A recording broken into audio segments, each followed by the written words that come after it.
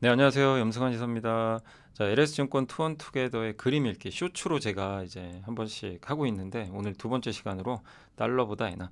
아시겠지만 우리 원엔환율이 한때 850원까지 갔었다가 지금 얼마죠? 960원. 이게 올라간다는 건 뭐죠? 엔화가 강해지고 있는 거죠. 근데 과거에 엔화값 기억하시겠지만 그 100엔당 보통 1,100원이었어요. 근데 지금 960원이면 아직도 엔화 값이 많이 낮은 거죠. 근데 지난 10년간 엔화 값이 굉장히 좀 약했던 이유 중에 하나는 일본이 정책적으로 수출 우선주의로 가고 또 금리를 워낙 낮췄죠.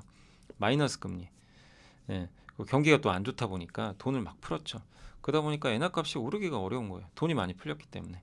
이제 그런 부분들이 정책적으로 맞물리면서 엔화는 너무나 이제 왕따를 당했고 반대로 미국은 지금 트럼프까지 당선되면서 이 달러 강세 현상이 더 심해졌죠. 그래서 미국을 위대하게 만들자, 예, 이런 정책들이 나오면서 이 킹달러 현상은 더 심해지는 그런 모습들이 계속 이어졌습니다. 근데 여기에 좀 균열이 생기는 것 같아요. 이 차트를 보시면 중간에 있는 파란색 선이 200일 이동평균선이고요. 저게 이제 1년 동안의 가격 평균이에요. 근데 저 지점이 무너지면 이 중간에도 보시면 아시겠지만 저 검은색 선이 N달러 환율인데 저게 밑으로 200일선을 깨면서 한번 괴멸차게 무너진 적이 있죠. 예. 근데 보통 200일선이 깨지면 중장기 하락이 이제 시작이 된다. 이렇게 보는 건데 여기서 검은색 N달러 환율, 저 검은색 선은 N달러 환율입니다. 그래서 N달러 환율이 올라가면 달러 값이 오르는 거예요.